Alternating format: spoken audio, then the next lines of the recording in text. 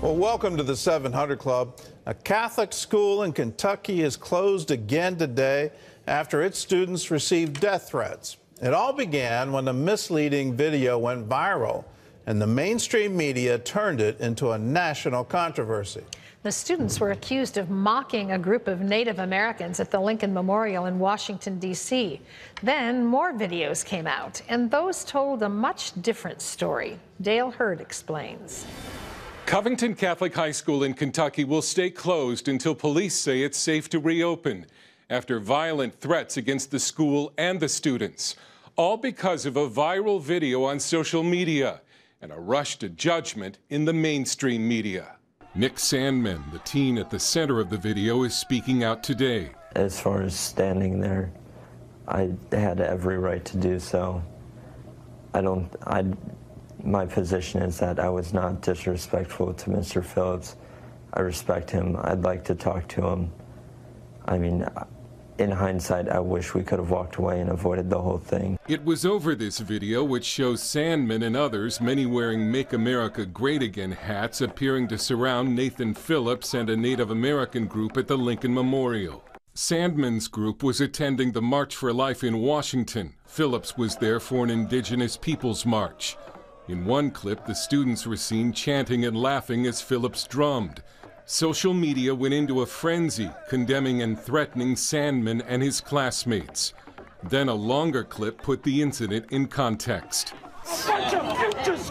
That's right. There was also a Black Hebrew Israelite group there yelling insults and racist slurs at the Catholic students, who were chanting back at them while waiting to get on a school bus. Republican Kentucky Representative Thomas Massie defended Sandman and the Covington Catholic students. They were hoping to learn something about the Capitol, but what they got was a lesson in social media mobs. A number of tweets threatened the boys with death, including this one, which depicted them being put into a wood chipper. When the whole context of the episode was revealed, many in the media issued retractions. Twitter suspended an account that helped spread the original video. And a legal firm for the boys is preparing lawsuits for libel. President Trump weighed in on their side, tweeting, "Nick Sandman and the students of Covington have become symbols of fake news and how evil it can be." Critics of the Covington teens said their hats were symbols of racism. But Nick Sandman told critics he's no racist and called the attacks a mob-like character assassination of his family's name. Dale Hurd, CBN News. And let me add to it, that character assassination was politically motivated. The Twitter account that was shut down, here's the name of it, @2020fight. So you have that name, @2020fight, that's clearly political. You're looking forward to the 2020 election. And here's what this account is doing. It was posting 130 times a day, and on top of it, falsely claiming to be a California school teacher named Talia. And the picture on the account is actually a picture of a blogger from Brazil. The blogger from Brazil isn't behind this. That picture was ripped off the web, so who knows who was actually running the account? Now, here's what's happened. That video that was posted, that account edited the video to make it as clearly misrepresenting what the students were doing.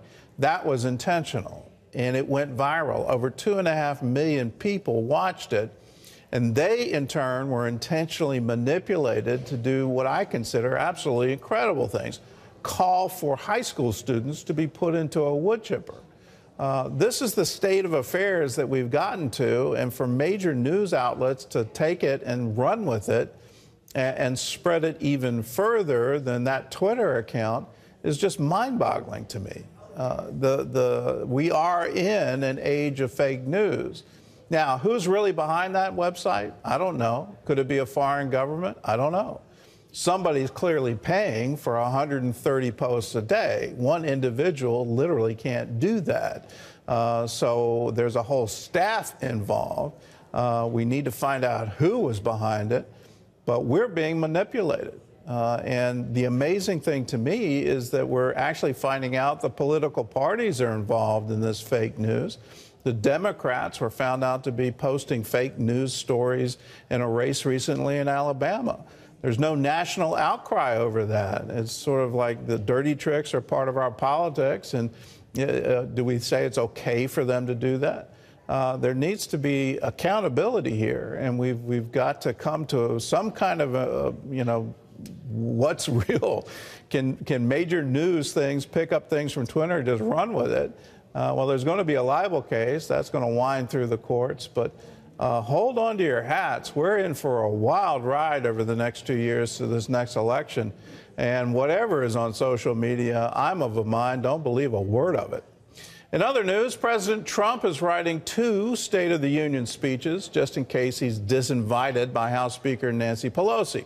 John Jessup has more from our CBN News Bureau in Washington. John? That's right, Gordon. President Trump is still planning to deliver the State of the Union address next Tuesday, although it's unclear where he'll make that speech. Last week, House Speaker Nancy Pelosi suggested the president postpone his address, citing security concerns due to the government shutdown. Homeland Security Secretary Kirstjen Nielsen responded saying the Secret Service and DHS are fully ready to secure. Still, the Speaker of the House can disinvite the president. Mr. Trump reportedly is writing 2 speeches considering an alternate location for the annual address. Well, it looks like the Supreme Court won't tip the scales in the shutdown negotiations by ruling on DACA. The High Court made no mention Tuesday of the dispute over the future of children brought here illegally by their parents. In 2017, the administration announced it was phasing out the Obama-era program, a move DACA supporters challenged in the courts.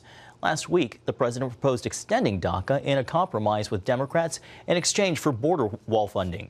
The Trump administration had hoped the Supreme Court would rule in the president's favor, strengthening his hand in the negotiations.